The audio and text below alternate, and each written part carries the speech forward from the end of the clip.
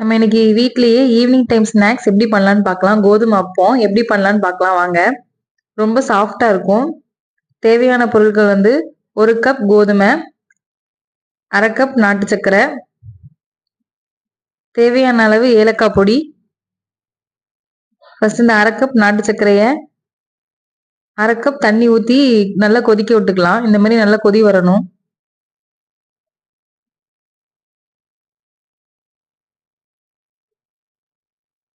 நாட்டு சர்க்கரை இல்லைன்னா வெல்லம் வெல்லம் கூட நீங்க பயன்படுத்திக்கலாம்.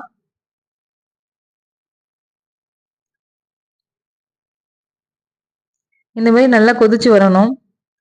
வந்ததும் நம்ம இப்ப எடுத்து வச்சிருக்க கோதுமை மாவுல நம்ம கொதிச்ச இதை வடிகட்டி சேர்த்துக்கலாம்.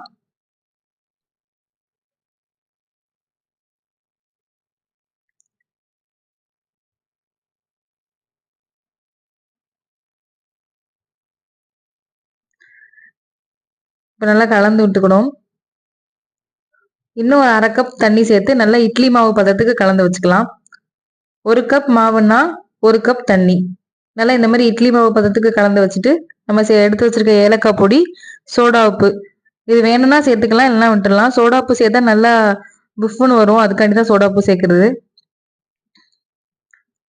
இந்த மாதிரி பதம் இருக்கணும் மாவு. ரொம்ப தண்ணியாவும் இருக்கக்கூடாது, ரொம்ப கட்டியாவும் இருக்கக்கூடாது. இப்படி இருக்கணும், இட்லி மாவு மாதிரி.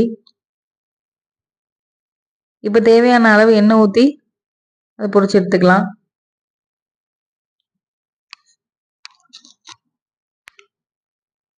எண்ணெய் சூடானதும் இதை ஊத்திக்கலாம். எண்ணெய் வந்து லோ ஃப்ளேம்ல இருக்கணும், ரொம்ப ஹையா வைக்க கூடாது.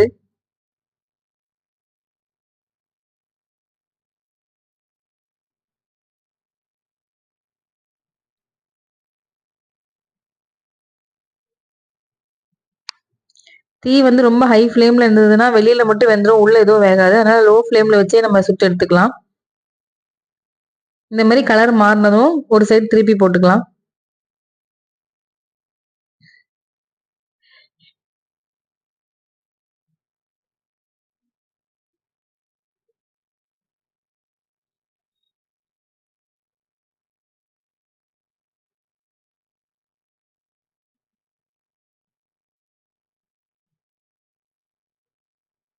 பபிள்ஸ் எல்லாம் கொஞ்சம் கம்மியானதும் நம்ம எடுத்துக்கலாம். 2 சைடும் வெந்துட்டு எடுத்துக்கலாம்.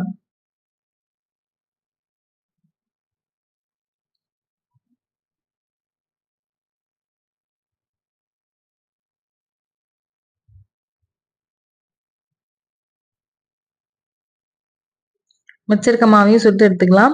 நீங்க வீட்ல ட்ரை பண்ணி பாருங்க. ஈவினிங் டைம் ஸ்நாக்ஸா பிள்ளைங்களுக்கு செஞ்சு கொடுங்க. தேங்க்ஸ் ஃபார் வாட்சிங்.